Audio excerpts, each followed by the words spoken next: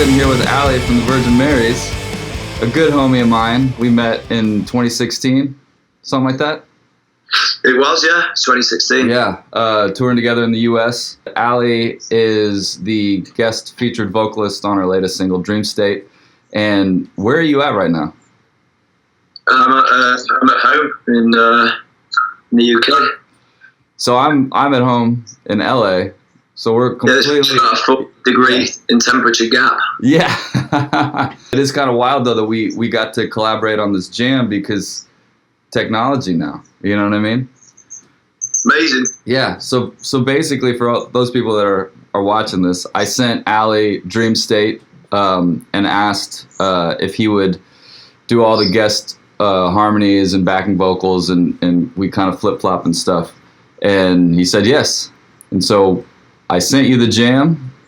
What was your initial thoughts like when I hit you up? Like how did that hit you?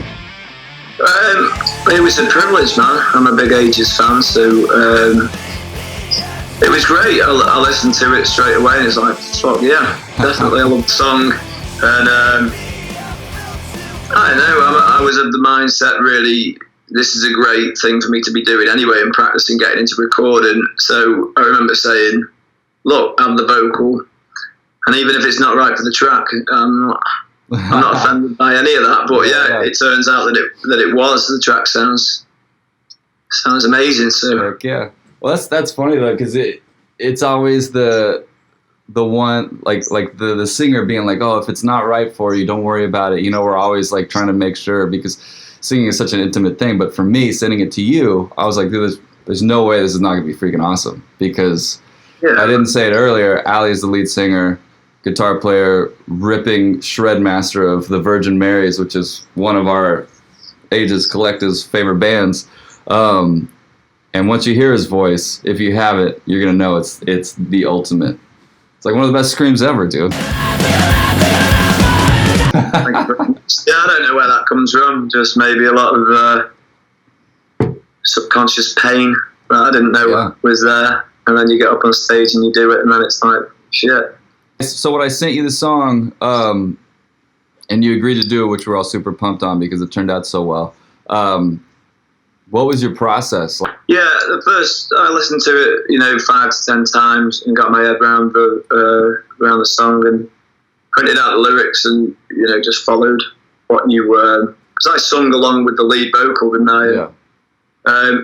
To be honest, it was the first time that I've done any collaboration with a band, and it's the first time of receiving the file, putting mine down, and then emailing it over. Which I don't know, technology is incredible for stuff like that. It's easy to be down on the way that the industry's going and gone, but you just got to take the positives, and we wouldn't be able to do this really without you coming over to the UK or me flying out, and then it's thousands of pounds. And the financials would have been crazy. Just the fact that we could send it via internet, Dropbox or whatever, sending files back and forth and just placing them in the track, and all of a sudden it's as if we were in the studio together talking about basic ideas and throwing it down, and it was freaking awesome. Did you go into like a pro studio, or did you do it at home, or what was the process of that? Yeah, so I did it all at home, and in a setup that anyone could set up with really affordable gear. I'm not bigging myself up in any stretch by saying all this stuff, but I think it's really important that artists don't get disheartened. Loads of it comes down to practice. Like, if you can play, if you know your shit, you can make anything sing, can't you? You can have the best player in the world play, a 50 quid guitar and make it sound infinitely better than some guy who doesn't know what he's doing with like a priceless Gibson, 59 Les Paul. So man, the way like you've been a massive inspiration. When we met in 2016, it was like you were like, dude, send me a mix. Like I mixed the last AEGES record and did this and that, and that kind of opened the door on. Well, hold on that. I didn't mix the last AEGES record. I actually you did, but you said that you did do a mix, but went with someone else just because but I bet your mix would have been better. I appreciate it. Bo's was better. and that's why we went with him. I'm actually going to do one of these with him too. But he's a freaking ripper. I love that guy. But thank you. I appreciate that. No, didn't mean to cut you off. Anyway. I don't think that musicians actually really know what can be done by just doing it yourself. You know, like software and technology's moved on so far in the last. Well, it's just always doing it, isn't it? So totally. There's this stigma that home studio stuff sounds naff or whatever, and it doesn't have to. It clearly doesn't have to, because you can make especially you can make great. Yeah, the gear and everything they've got going on now is crazy. Like, one of my favorite mix engineers, Ken Andrews, singer of Failure and all that, he mixed like one of the best mixes, in my opinion, that he's done was that Paramore record, which is just, I'm not a huge Paramore fan. I think the record's awesome, but that's not 100% my style. But the mix on that record is freaking crazy. And then I saw an interview of him. He's just doing it all in the box, just on his computer. No outboard gear needed or necessary, in his opinion. And there's a whole platform of, you know, like there's so much stuff on YouTube where you can school yourself on. It takes a lot of time, but totally. It's there for you. It wasn't there when I was starting out, certainly. It was all about saving up and buying guitar tab books. Totally. Well, isn't that the funny thing about like writing songs or like getting things down, is we grew up before we started writing songs before there was like iPods or iPhones and stuff where you could just hit the memo thing. Like, we had to get like a tape deck and a microphone and try to kind of figure it out, or just remember what was in our head. Do you remember any of those times? I remember what I kind of got reminded about listening to a tape Walkman as well, and you know when the battery's starting to run out, and then the deep tape tunes, slower, and it's like, but like, you know, when it first started slowing down, you were like, oh, the battery's enough, or does it actually sound like this? Does it? Yeah. Anyway, getting off the point, but technology now is like, if I've got an idea in my head, I just tap memo on my phone notes, and then it's just logged. And Mike's actually pretty good at picking up the vibe of in the rehearsal room. Okay, so check us out. So here's something. Like, now, I'm not sure if you feel the same way with me as far as going into studios and stuff, but when it comes to playing guitar or drums or recording whatever, I don't mind there being a whole band there or the producer and like some buddies or whatever. But when it comes to singing vocals, I don't want anybody around me. You know, like, it's, you know what you can hit range-wise, but then all of a sudden people are in your head, or like you're in the control booth and they're talking, but they're not talking about your performance. They're just talking, but you can't hear them. All of a sudden your range goes down. And so I don't like singing around other people. I do it at home by myself. How do you feel about that? Yeah, it used to be just me and the producer. This last record, Northern Sun Sessions, was the first time that we went and did the guitars and the drums at a studio called Edge, studio near Macclesfield. But this was the first time that I did all the vocals and kind of overdubs at home, and it's just, awesome. For me, I would never go back, because A, you can do them in your pants. No, you can just you can spend as many days as you like. Yeah. Just, whereas if you're in a studio, you're kind of on you're on a time limit, and there is that. Like trying to have a shower in front of someone. It's very personal, isn't it? When you do know what you do know what you're capable of. Yeah. And if you know that you can hit this certain note or make a certain sound, you're kind of willing to spend hours and hours getting that. Yeah. Rather than, I don't know. I wouldn't go back myself to recording calls if I could help it. Yeah. No, I'm with you, man. I think that's also something that the digital age now is lending to artists, as far as like being comfortable and getting their music out there. The way that we met, we haven't actually talked about that yet. So Allie and I met, or I guess all the Virgin Marys and AEGES met 2016 when we did, it was Crowbot Virgin Mary's AEGES US tour, and it was amazing. Freaking most ripping rock run. It was like the best lineup I'd ever been on, and all the bands watched all the bands. You know, it was just a massive pleasure. And remember, Crowbot had that. They just invested in that school bus, that big yellow school bus, dude. Bishop hated that thing, dude. He hated it. I don't think they have it anymore, man. I think they finally got rid of it. Breaking down. Oh, that thing. Bishop, like, you know, just had it now and just go like, I knew we shouldn't have brought that fucking bus. I think it's one of those things where it's like, it's a great idea until it becomes a reality. Then you're like, sounded way better in my head. Yeah, I mean, it looked incredible when it like turned up in Sylvania. You know, like just come in. It's like wow. Yeah, I think the vibe kind of fit those guys perfectly, but the technical side of that whole thing. I remember their old bassist, I guess, was the guy that kind of would fix and put the AC units and the bunks in there and all that kind of stuff, and he was just constantly working on it. Yeah, it was a work in progress, definitely throughout the tour. But I think, sadly it backfired a little bit. But to look back, it was AEGES, Virgin Mary's, Crowbot. Every night, it was just it was an incredible thing to be a part of. So I had been a fan of you guys for a while because you guys were being spun on K-Rock a lot back then. Like, you guys had just been to the States with...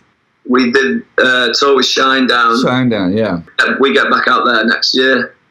But every time we see a new part, and it's... I don't know, so many beautiful places in America. Since last I talked to you a couple of days ago, you guys just did 2 shows, right? We did one show, but it was down in South Wales. It was a Planet Rock, which is like the biggest rock station in the UK, I believe, their festival. Nice. So we went and did that. It was great. Yeah. It's really good to have like true rock fans in a building. Oh, totally. Like this festival over 3 days that it's a bit like a holiday home, and fans have chalets and. Oh wow! It's a good vibe. That's a really awesome. good vibe. And then we got we're going on tour for 4 dates this week. Yep. So I'm hoping my voice gets its act together. It sounds great. It's a little scratchy or some crap. That sounds sexy, doesn't it? I need to make a conscious effort to belt it out a few times a week, I think, because doing other stuff, if you become independent and you're doing distribution and or handling all sides of it, sometimes it's difficult to get in the rehearsal room, and it's tough if you live, you know, if you're not living away from everyone. You can't just, if you really belted out the voice with no context of whatever, you'd have neighbours kind of knocking on thinking that someone was that's the worst. You know. Yeah, I know exactly how that goes. I find myself going around like driving on the motorway, kind of like really ripping out the voice. I must look mental to. Yeah. Well, dude, I have a hard time singing in my car because like I don't like anyone to ever hear me singing unless I'm on stage in front of a microphone or in a rehearsal, blasting it for that, and everyone knows that's what is happening. I feel weird even recording at home unless I've got everything kind of soundproof. Like if I'm belting it out, I feel like my neighbors are gonna hear me and be, like you're saying, be like, dude, are you okay? What's happening? Yeah. Someone's getting shit beaten out of them or something like that. Yeah, you always got to keep it in the back of your head, like, this is for a bigger purpose. If they get mad at me right now, whatever, I need to get this done. So what do you guys got going on in 2020? 2020, recording new stuff, which, hopefully you'll be... You haven't said, like, you mixed the last record. Yeah. So... It's just freaking great, by the way. We want to be a part of that if we... I know, I have this slight blur thing, but yeah. For those of you who haven't heard it, which hopefully all of you have, Northern Sun Sessions. It's freaking amazing, and the artwork on this is rad, and it comes with like the 3D glasses and stuff. But this and Sitting Ducks, dude, I was super stoked to have done that. I appreciate it.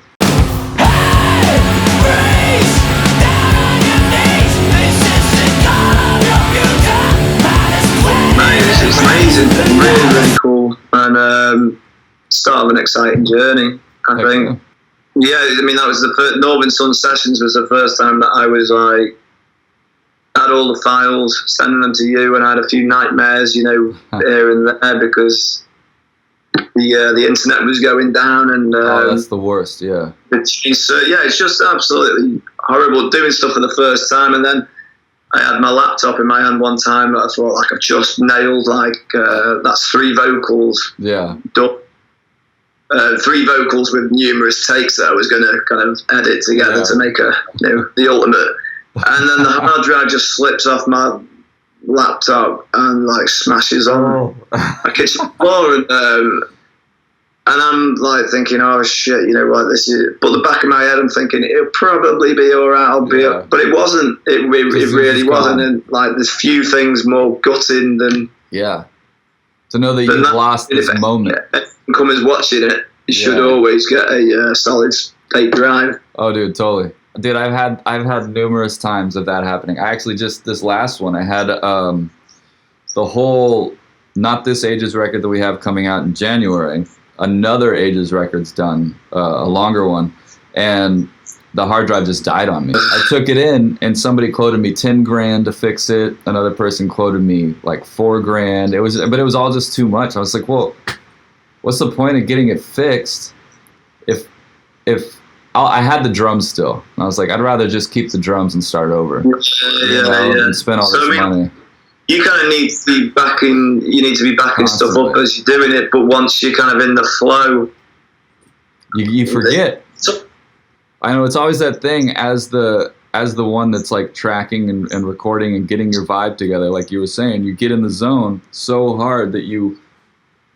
At least for me, I get to a point where it's like almost 10 hours in my room at home, just going and going and going, that you forget to back up because you're just ready to be finished. Right when you hit that last track, you're either angry because you're like, I'm not getting what I want, you leave, or you get what you want, you're super stoked, and you're just like, okay, I'm gonna leave the room and be just in the moment, and then all of a sudden you come back, which is what happened to me, click on the hard drive, and it won't open, doesn't exist.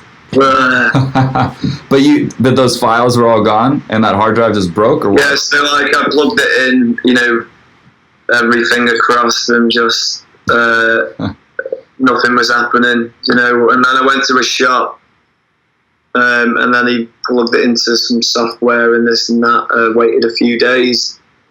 He wasn't able to retrieve anything. Well, I just ended up going back to. I think we had to go back to the original. The studio where they did the drums and the guitars, and luckily they still had the files, because nice.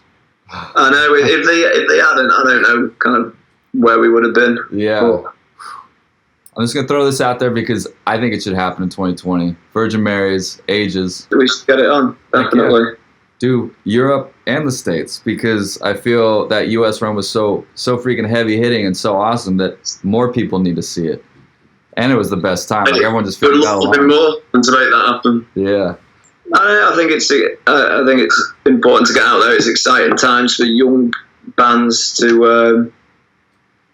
I think you can come out with too much negative stuff about the industry and where stuff's going, but you know, it's just the music's incredible, and whatever happens, you've got the tools to be able to make it, whether 5 million hear it or 5 people hear it. Just enjoy making the music. Yeah, and I think you and I are kind of testament to that, because we were both on bigger labels, no longer on bigger labels, or labels in general, but we're still doing it. So people are still buying the records, coming to the shows. It just takes perseverance, right? And kind of like an attitude that somehow you don't let all the negative stuff bog you down, which is the crazy thing about being an artist, because you get told no more than you get told yes, right? Yeah, so you kind of need to develop that thicker skin, and mine kind of feels like it's getting thicker by the year, you know. That's good to hear, man. That's awesome. Well, it's all about the music. Just enjoy what you're doing. Yeah, and I think it's when people tell you like, oh, I don't like this band, or I don't like that band. It's like, well, you're one of however many people are in the world, and if a band like this or a band like that has all these fans, there's got to be fans for me or for us. You know, there's so many. If you like something, there's other people out there that are going to like it. So there's no point and getting down and giving up, right? Especially if it fucking rocks. That's like, Exactly, if you're believing what you do, then yeah, totally should always be in the game.